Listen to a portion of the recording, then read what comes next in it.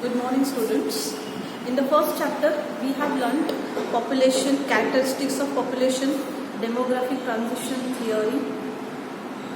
In the second chapter, which is population part 2, in this we are going to learn components of population. If we want to explain about the population in the region, how can we explain it? So we can explain in the four components. In that, first component is age structure. Age structure is divided into three categories. In developing countries and developed countries, these categories are different. The first category is child. The age group of this category, that is day 1 up to the 14 years. So this is the category, that is day 1, the birth of child, up to the 14 years. The second category is adult.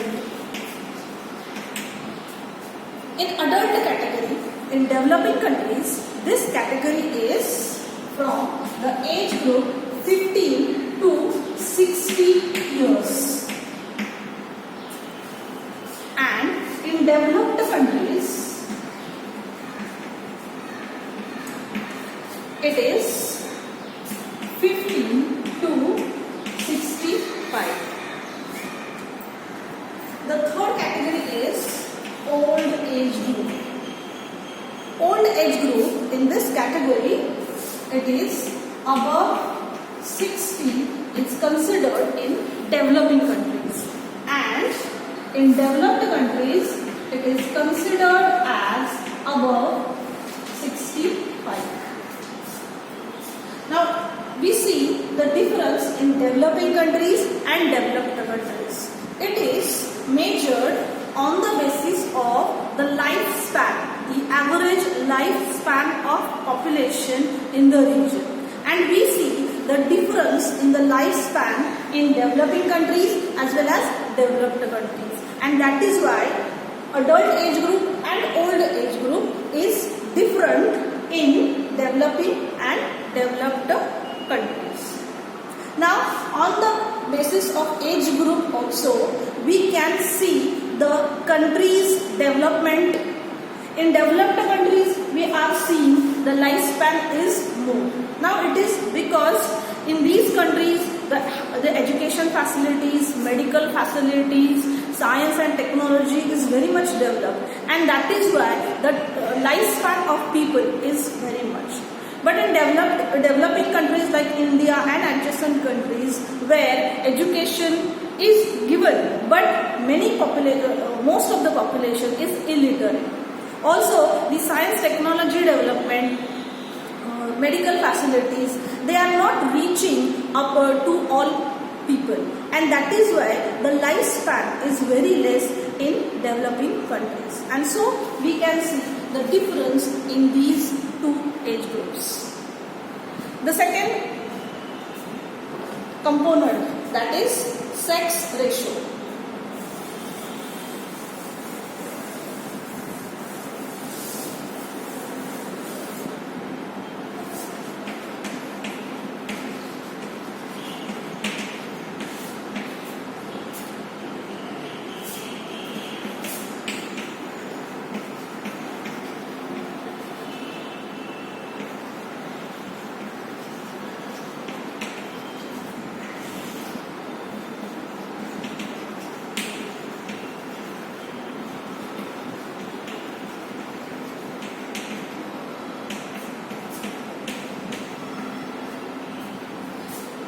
Birth rate and death rate is calculated per thousand. Similarly, sex ratio is also calculated for per thousand people. Now in this, when sex ratio is considered, it is the ratio of male population as well as female population.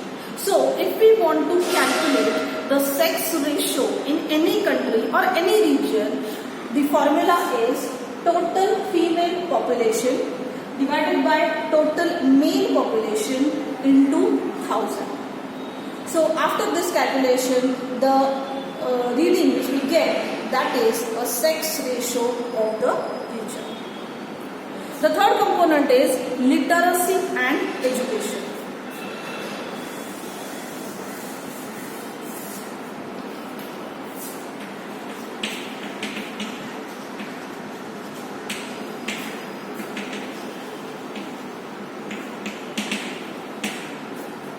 Literacy and education, it is an indication of socio-economic development of the country. More the literacy, more the development of country. If we see the developing countries like India and adjacent countries, where the literacy rate in some states or some regions, the literacy rate is very less, and that is why economic development is less. In a country like India, we see more literacy in cities, urban areas. So those areas are economically developed.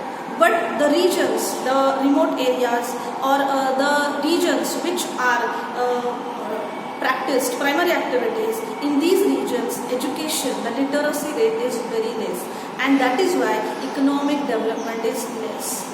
If we see developed countries like Europe, America, in these countries, education is the standard of education is very high, and that is why literacy rate is very high. Government policies are also such that they are providing the education facility to the remote areas also. So, due to high literacy rate, the economic development is high.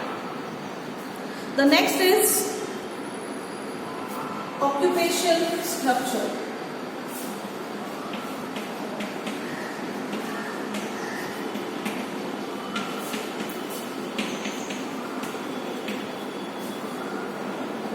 People in the region, they are practicing different activities. These different activities are divided into different categories. Those categories are: first, primary occupation, or we can say primary activities. The second is secondary activities.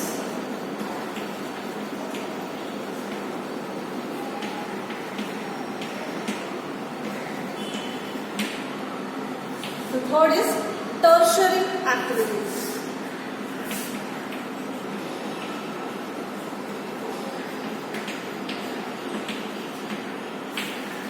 And the fourth is quaternary activities.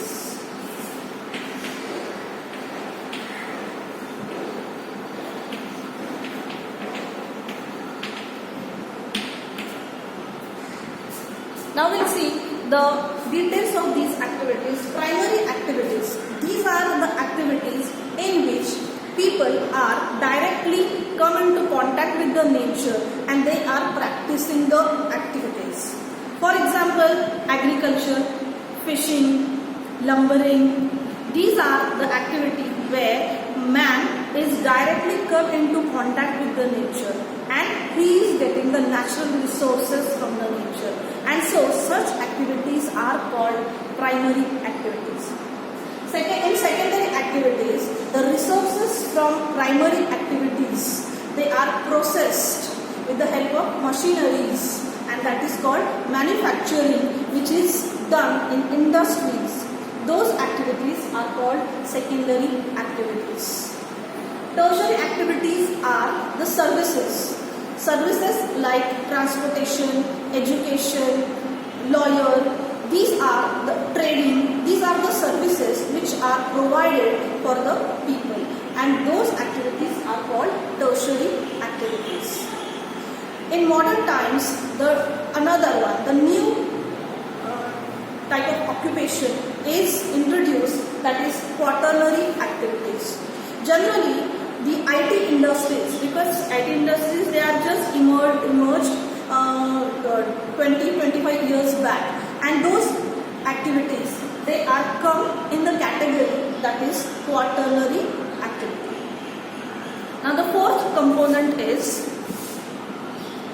fifth component is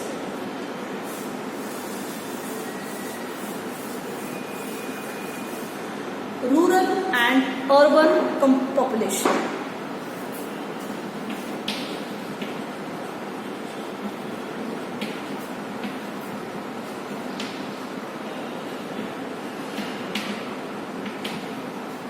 This is also one of the major component, because how many population is living in rural area and in urban area, on that basis the economic development can be explained. If the rural population is more, the economic development is less. If the urban population is more, then the economic development is high. So rural and urban population is also one of the major component of population which is considered at the time of explanation in the population of any region.